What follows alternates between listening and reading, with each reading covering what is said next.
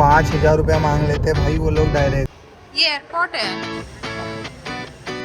मार मार मार। हेलो हेलो, आज हम फुकॉक को अलविदा बोल के जा रहे हैं अपने तीसरे वियतनाम की सिटी में, विच इज़ दनांग। दनांग निकलने से पहले हालत टाइट हो गई। लगेज जो है 20 kg का ही है। नहीं, वो भी हमने एडिशनल डलवाया है, ये लोग देते ही नहीं है वीएच जेट वाले। वो हम लोग को एडजस्ट करते करते इधर उधर ये हमने एक एक्चुअली डफल बैग खरीदा है, जो आपको मैं दिखाती हूँ। ये वाला बैग, ये बैग हमने खरीदा है ताकि हम इसमें सारा सामान डाल पाए और उनको ट्रिक कर पाए।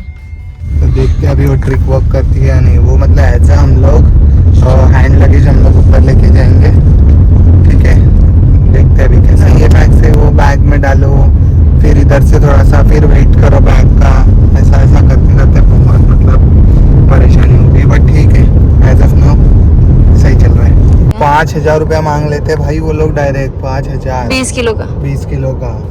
और 5 किलो भी नहीं ले सकते उसमें, 4 किलो नहीं ले सकते, 10 किलो नहीं ले सकते, सीधा कंपलसरी 20 है। किलो लेना है, कंपलसरी है, कम नहीं ले सकते आप। चलो अभी थोड़ा सा अपन खा भी लेते हैं, क्योंकि पता नहीं हमें क्या मिलेगा। वेज के ऑप्शंस इतने ही थे हमारे पास। ये अभी तक हम इंडिया से कैरी कर रहे हैं, हमारी फ्रेंड लाई थी इंडिया से, अभी तक लास्ट पैकेट है ये, वही खा रहे हैं। चलो, तो ये हमने बार्ली ग्रास करके, ये तो फ्लेवर है बार्ली ग्रास, ये केक है आपका। ऐसे 2-3 फ्लेवर्स हैं, एक चीज़ फ्लेवर है, एक बनाना फ्लेवर है और एक के बार्ली ग्रास का फ्लेवर है। मैंने चीज़ खाया, बनाना खाया, मुझे बहुत टेस्टी लगा, बहुत अच्छा है। आई गेस में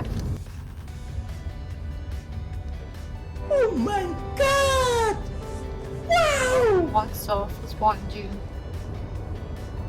चॉकलेट लेयर, ये फ्लेवर का लेयर, और ये हल्का सा क्रीमी लेयर है। बहुत टेस्टी। हमारे मुंबई में भी, मतलब इंडिया में भी मिलता है ना एक, मुझे समझ में बचपन में खाया था।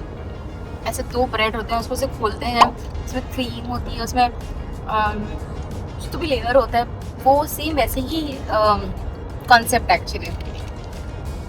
मस्त चाइल्डहुड बन रही है।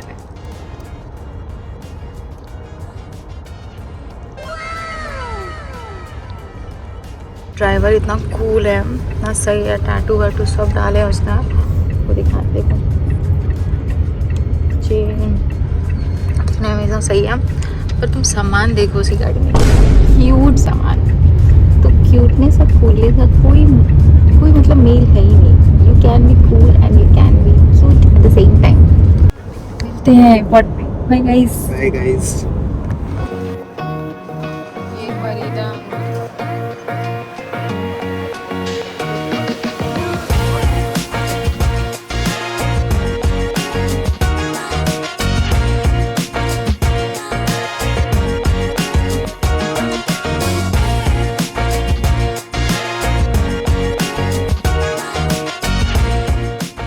सो we are at Phu Quoc airport now, और I don't know why but मैं कुछ अलग एक्सपेक्ट कर रही थी, मतलब थोड़ा airport chaos, but this place is actually so cute. Phu Quoc एक आइलैंड है, सो एयरपोर्ट भी काफ़ी छोटा है, जैसे बिग एयरपोर्ट्स होते हैं वैसे तो नहीं है, लेकिन अच्छी बात यह है कि क्लीन है, पीसफुल है, और आगे व्यू इतना प्यारा है, पूरी ग्रीनरी है आजू बाजू। It doesn't even looks like an airport to me. बहुत सॉर्टेड था। सबसे ज़्यादा टेंशन हमें बैगेज की थी। हम तो सोच रहे थे कि आज एक्स्ट्रा बैगेज का फ़ाइन पक्का लग ही जाएगा, क्योंकि हमारा ऑलमोस्ट 1 kg ओवरवेट था। बट सरप्राइजिंगली उन्होंने कुछ ज़्यादा चार्ज भी नहीं किया, और चेक इन भी इतना स्मूथ हो गया कि हम खुद सरप्राइज रह गए।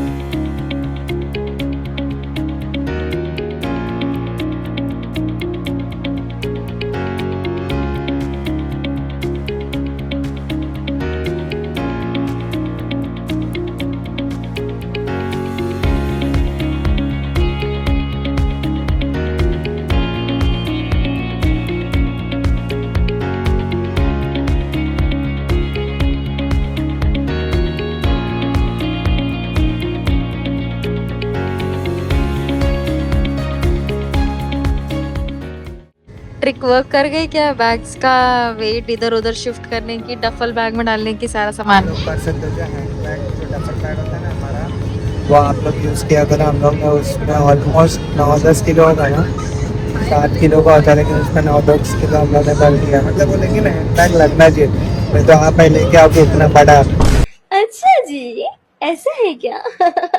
फिर वैसे नहीं होता, वो डफल बैग एक्चुअली लगना चाहिए पर उसमें स्पेस होना चाहिए, तो वो आप कर सकते हो ट्रिक वर्क करके।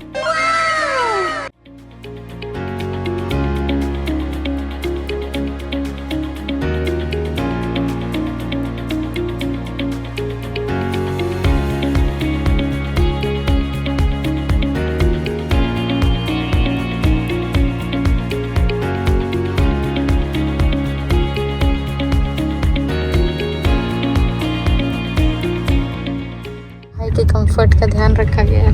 पंखा वंखा लगा रही है भाई। सही है, टैक्सी हो तो एसी। देखो भाई ने अभी ना हम लोग को 13,000 रुपया मांग दिया है टोल फीस, तो एयरपोर्ट के टोल। एयरपोर्ट का जो टोल होता है, तो ये हो गया 10,000, ये हो गया 5 का दूसरा नोट दे। या ये बंदा अभी मुझे दे रहा है 2 रुपया, मतलब 2,000। ओके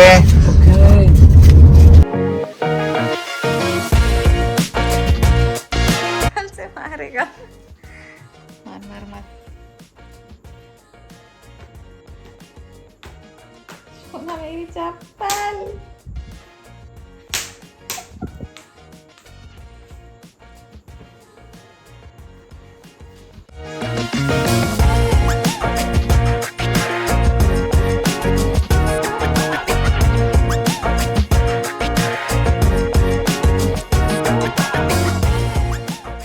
दनांग पहुंचते ही हमने जो सोचा था हम वही करने निकले हैं। हम पहुंच गए हैं हान रिवर क्रूज, जिसका प्लान मैंने पहले से बना लिया था और इसको मैंने बुक किया था क्लूक ऐप से। इसके बाद हमें दे दिए 2 टिकट्स और कहा हमें थोड़ा सा वेट करना पड़ेगा क्योंकि हम पहुंच गए थे थोड़ा जल्दी, और फिर जैसे ही हमारा टाइम होता हमें इसके पीछे आके खड़े रहना पड़ता ताकि वो हमें यहाँ से पिकअप करें। निकल चुके हैं हम लोग अपनी क्रूज में जाने के लिए।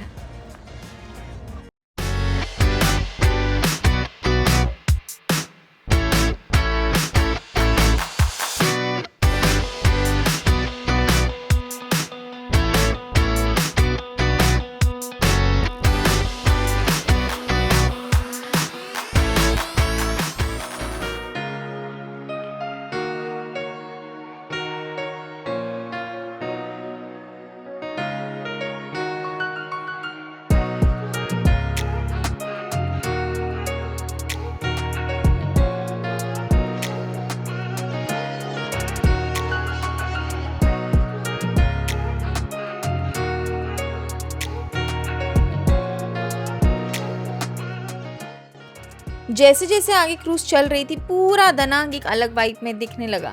रिवर के दोनों तरफ चमकती city lights, beautiful lit bridges, ठंडी ठंडी हवा, सब मिलके इतना ब्यूटीफुल एटमॉस्फेयर क्रिएट कर रहे थे कि बस उस मोमेंट को एंजॉय करने का मन कर रहा था। कभी कभी ट्रैवल में ऐसे एक्सपीरियंसेस होते हैं जहां आपको कुछ स्पेशल करने की ज़रूरत ही नहीं पड़ती, बस बैठो, व्यू देखो और सिटी को धीरे धीरे अनफोल्ड होते हुए एंजॉय करो।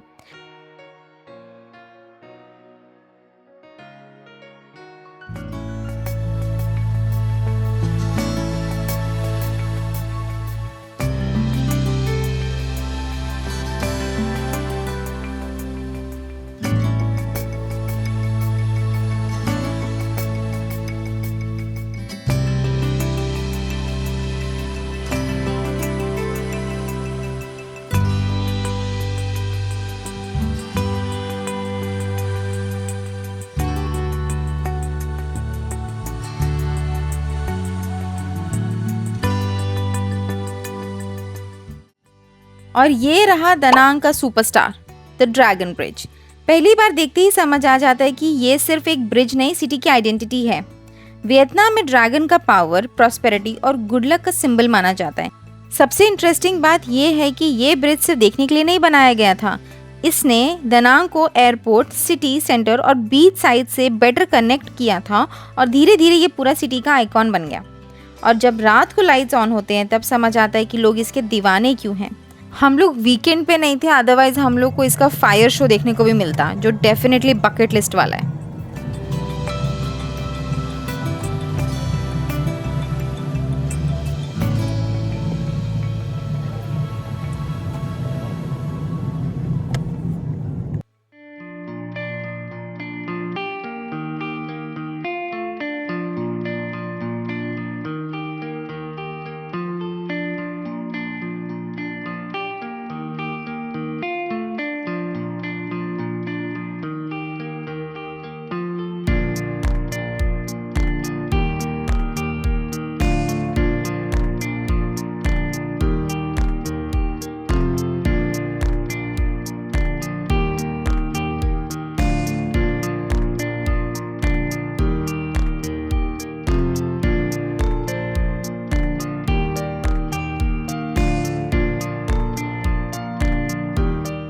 उसके बाद अब टाइम था एक प्रॉपर इंडियन डिनर करने का, क्योंकि हमें बहुत ज़ोरों से भूख लग रही थी और खाने का मन भी देसी ही था। सो गूगल पे डाला हमने कौन सा बेस्ट दनांग में रेस्टोरेंट है, तो हमें मिला ये Michelin guide restaurant. Let's just see इसका रिव्यूज़ क्या है।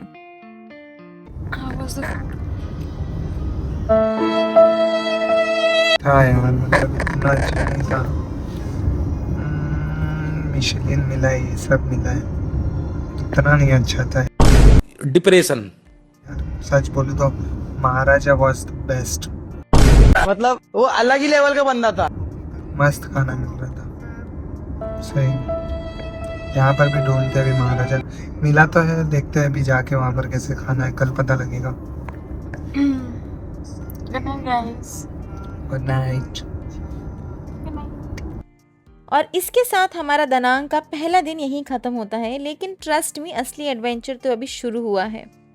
नेक्स्ट व्लॉग में हम वियतनाम की एक ऐसी जगह एक्सप्लोर करने वाले हैं जो बिल्कुल किसी फेरी टेल से कम नहीं लगती, और उसके लिए हमें सुबह सुबह निकलना पड़ेगा। सो सी यू देयर।